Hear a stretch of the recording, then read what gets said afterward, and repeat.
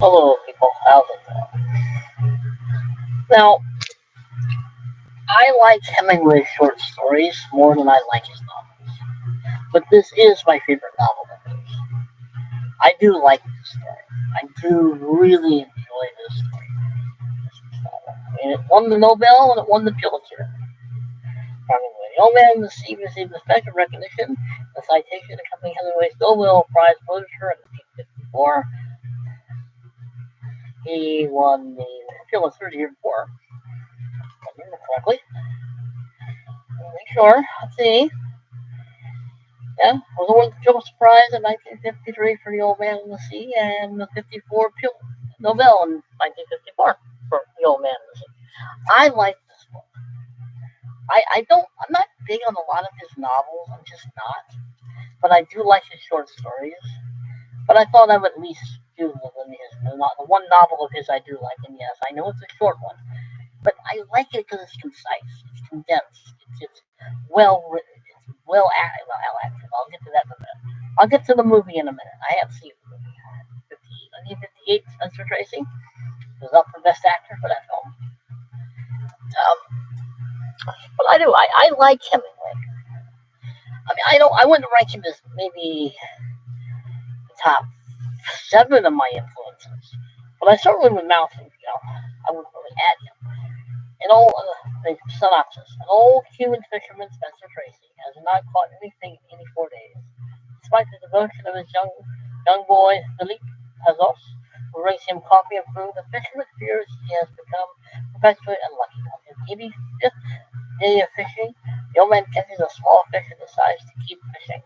Then one of his multiple fishing lines hooks a large marlin. He decides not to return to shore until he reels in the fish. For 2 days and nights, the man sits alone waiting and redeeming himself. I like this movie. I like the book. I like the human struggle between nature and man, between, trying to prove something, trying to just survive. I mean, it is a survival story. It's a survival story for the marlin, too, who does lose. I won't spoil it too much, but he gets caught.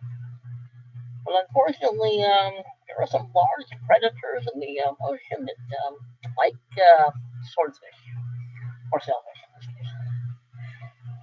But I'll read it anyway. When The Old Man in the Sea was published in 1952, it was instantly hailed as a classic.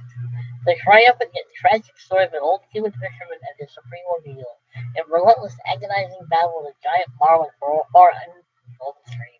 It has the simplicity of a fable, the significance of a parable, and the dramatic of an epic. And it does. It's a very good book. It's a very good short novel. I'm sorry, all his other ones are too long. Among the finest in English literature, Hemingway describes descriptions of fishing and the teeming tropical life embounded in the Gulf Stream provides a setting of warmth and shimmering beauty for the struggle between man against sea, man against fate, a story of grace and courage, heroism and pity.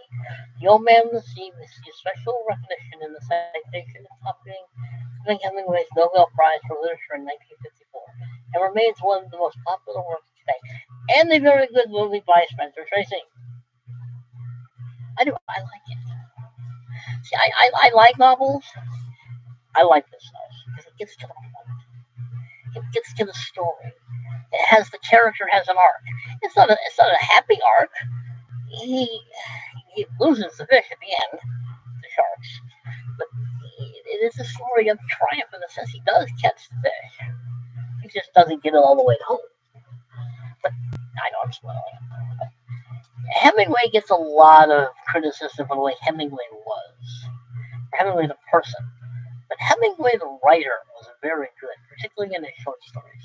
I do like his short stories. I mean, his short stories were a lot better, I think.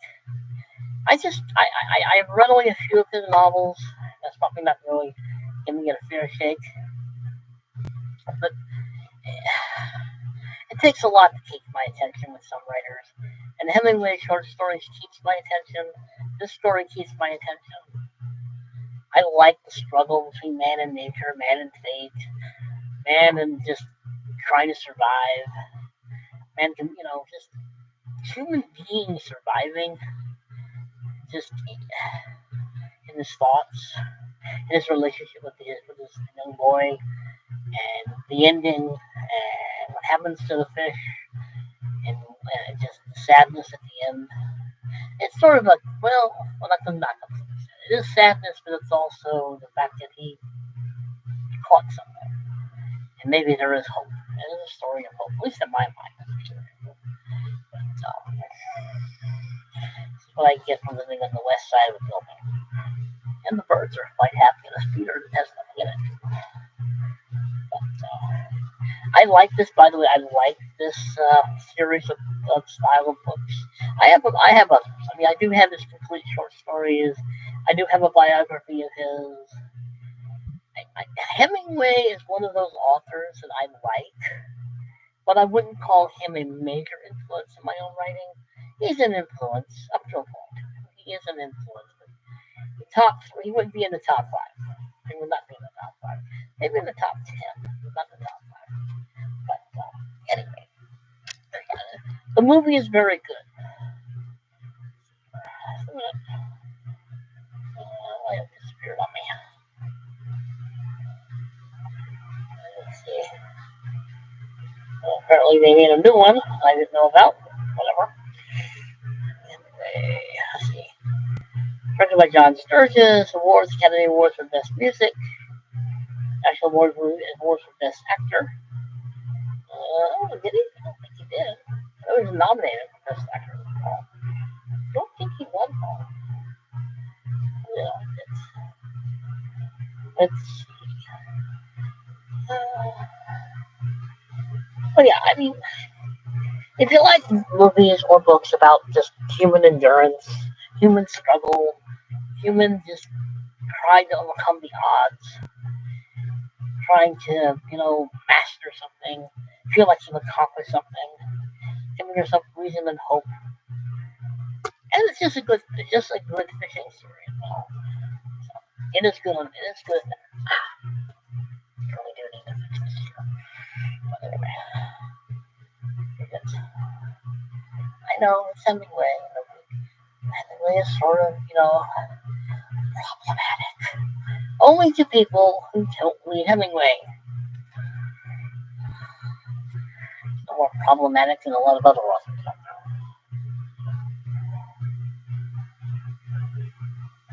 But anyway, excellent. Okay, this is going to be a very short one, people.